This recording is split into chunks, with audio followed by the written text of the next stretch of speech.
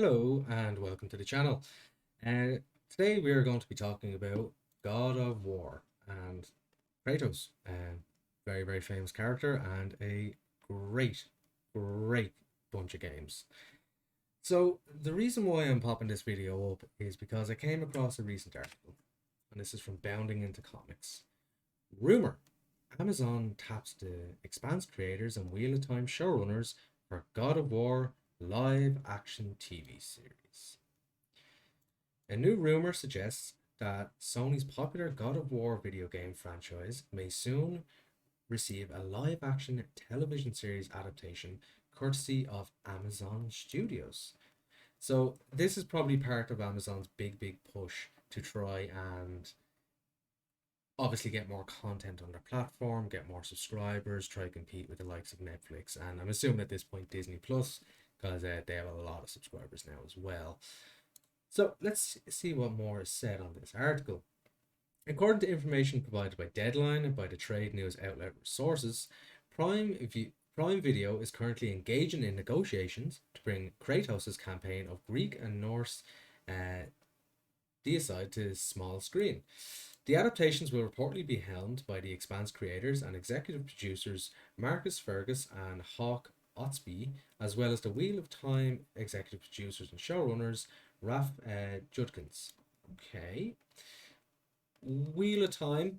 I know a lot of people had issues with it. I had some issues with it myself. I did generally enjoy watching it. I'm a big fan of the book series. I would tune in every, I think it came out on Fridays, and I would watch it. I'd pop on Amazon Prime and I'd give it a watch. As I said, there was some critiques, but overall, I wouldn't have said it was the best show ever. But I did enjoy sitting down on my sofa and just zoning out for an hour and watching it. So let's see if this rumor comes to fruition. Further, Sony Pictures Television and PlayStation Productions, whose current project, The Last of Us, is currently in production for HBO, will supposedly collaborate with Amazon to bring the series to life. If successful, brought to air, the God of War series would be the third such video game adaptation produced by Amazon, following their in development Fallout and Mass Effect series. So I didn't even know this was happening. So obviously they're after getting the rights to Fallout and Mass Effect as well. That'll be interesting to see how that goes. So I love the fact that Amazon are just buying up all this intellectual property and obviously trying to captivate the audience that goes with it. But why not just write your own shows? Like, it's not like he doesn't have the money to hire the best writers around, but instead he's buying up all this IP, making fans angry. Like what's going on with Lord of the Rings at the moment? Like that, fans are furious with what's happening. So they're buying up all this IP to try bring those fans over, but they're only making them more angry. So I'd be interested to see if this actually goes through, especially to see if Fallout and Mass Effect series has come out. It'd be interesting to see the fan reaction on that. Unfortunately for fans, the violent character action series, while video games in general have a rather poor track record when it comes to live action outings, Amazon's history of adaptations in particular does not bode well for the Cursed Spartan. Now, one adaptation that I actually do enjoy watching and have enjoyed watching is Invincible. I think it's a really good show. Obviously, they did change some stuff from the comics. I'm not happy about. There's one particular character infuriates me. They should have never been added to the show, but that's something for another video. Yeah, their track record with adaptations is not going well. From Wheel of Time to Tom Clancy's Without Remorse to Lord of the Rings, The Rings of Power, Amazon's Western live action adaptations have a notable habit of not only deviating wildly from the source material, but also making unnecessary changes to its stories and characters in order to score brownie points with the identity politics obsessed. Of course, the God of War franchise itself is no stranger to such critical theory driven character attribute swaps. As revealed in the premiere trailer of the upcoming God of War Ragnarok, released during the September 19th, 2021 PlayStation 5 showcase, the giantess mother Fenrir in Norse legend Anagorbia will appear in the game as a young black girl voiced by the Equalizer star Leia de Leon Hayes. What do you think of Amazon's rumored live action? Okay, I'm not going to comment on the game on this one. This one is more about the live action one here.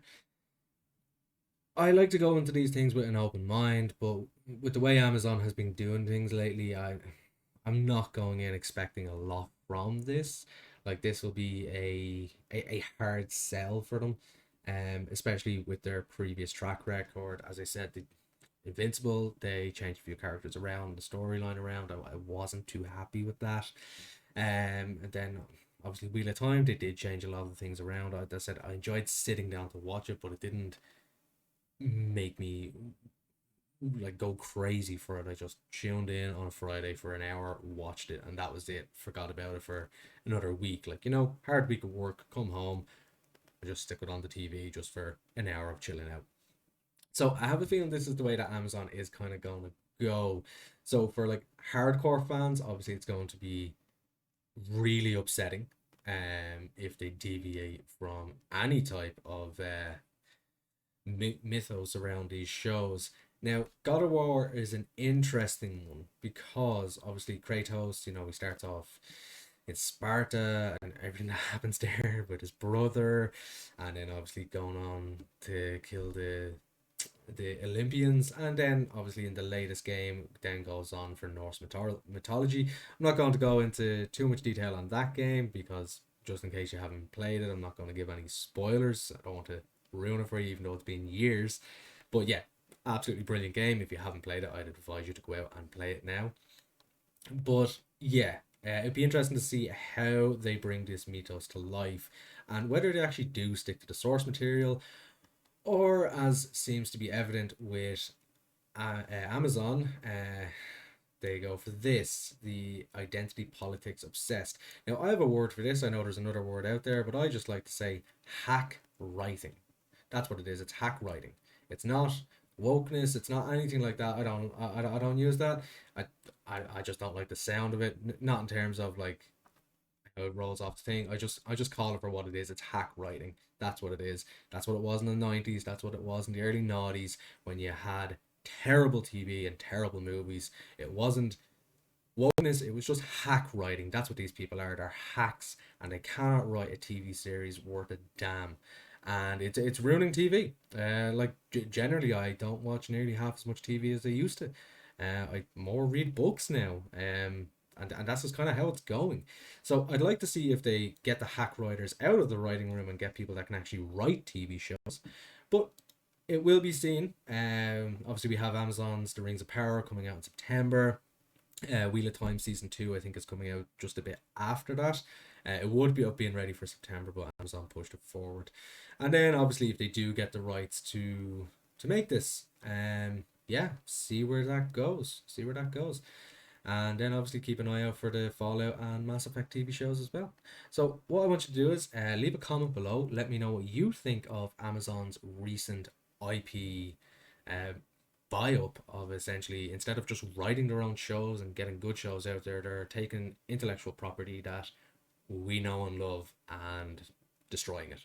So leave a comment down below. Let me know what your opinions on this are. Hit that like button, hit that subscribe button, and yeah, catch you on the next one. Bye bye.